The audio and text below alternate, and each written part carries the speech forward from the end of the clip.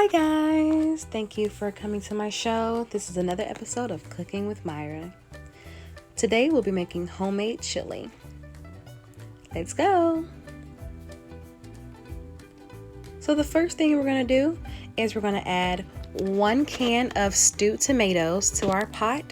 Our pot should also be on medium-high heat right now as well.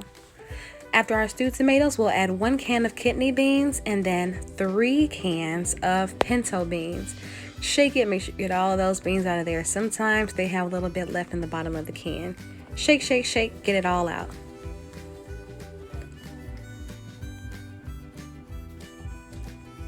Once we've got all of our beans in our pot along with our tomatoes, we'll give this pot a quick stir.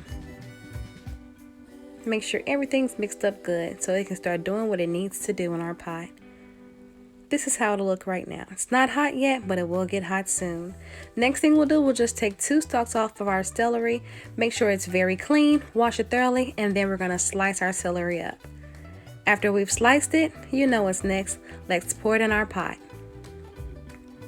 After we scrape all of our celery in there, we'll give it another quick stir. Make sure all of our ingredients are mixed up very well. Our pot is starting to heat up slowly but surely. Get those beans cooking and let's get that celery cooking too. After this, we'll be adding a white onion. Not the entire thing though. This is the onion I used. We're just going to use 1/4 of that onion. We'll chop it up and then we'll put that in our pot next. Once we've scraped our onion into our pot, let's stir it up again. Now our onion can start cooking along with our celery, our beans, and our tomatoes. Next, we're going to put 1 tablespoon of garlic powder into our beans. Give it another quick stir. On another skillet, we're going to put 1 pound of ground beef. You don't have to use ground beef. You can use ground turkey or no meat at all if you prefer your chili without meat. I wanted meat, so we put 1 pound of ground beef into our chili as well. We're going to let this cook here. I have this skillet on medium-high heat as well. Then once I get it all in there, I'm going to go ahead and mash my meat down. Make sure it's inside the skillet. Press it down. We'll chop it up, break it up a little bit, spread that surface area out so that our meat can cook evenly and thoroughly. About halfway through, what we are going to do is pour that grease off if there is any grease or fat. We don't want that in our meat, but we're going to let it cook a little bit before we do that. While that meat's over there cooking, let's get back to seasoning up our chili. Now I add 1 teaspoon of black pepper. Stir it up again. As we see, the chili's getting hotter now. It's becoming a little bit thicker as well. This is what we like to see. Stir it up, stir, stir, stir. Let that continue. We'll hop back over to our ground beef. Now it's been cooked. It's almost completely cooked now.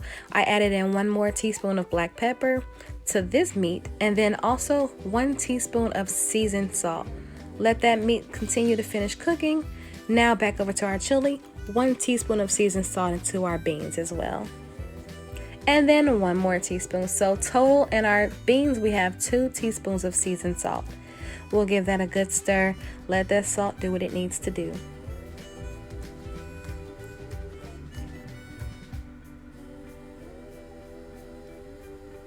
Next, we're going to add 1 tablespoon of ground cumin.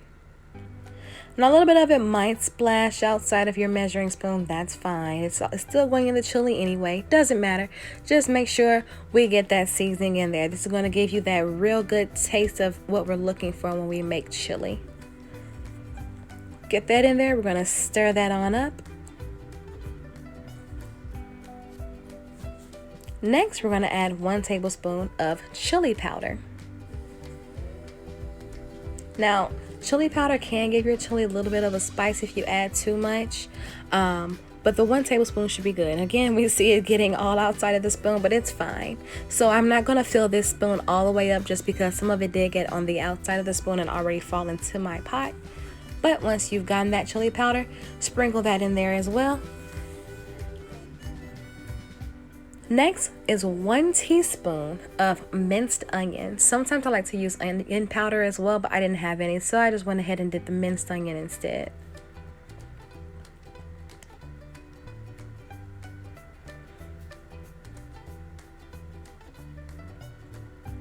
sprinkle our mixed onion into there.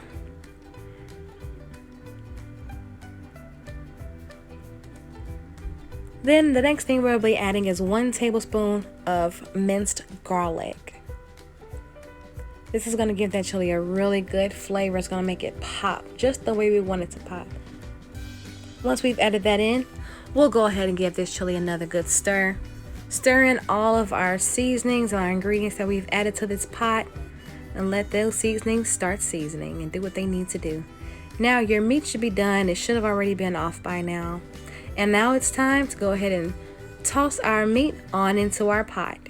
Let's add that in.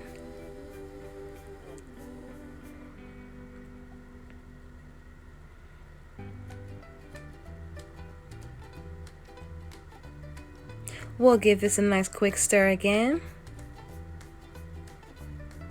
Now if you see here, our texture and consistency is really becoming the way we like it. I love my chili nice and thick like this. I don't like it super watery or soupy.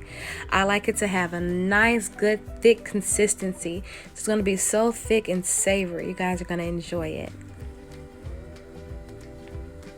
Last thing we'll add is sugar. I added 3 teaspoons of granulated white sugar to my pot as well. It's not going to make your chili sweet by any means. All it's going to do is even out those flavors of our seasoned salt that we added, as well as the twanginess of those tomatoes. So the sugar is going to really help to mellow out the flavor a lot. It's a necessary step so that you don't have tangy chili. Stir it up again and give it a nice good mix. After this, I let this pot simmer on low heat for about 5 minutes with the top on, and there you have it. This is the end result. Your homemade chili. Thank you guys so much for watching. Please like, share, and don't forget to subscribe. See you next time.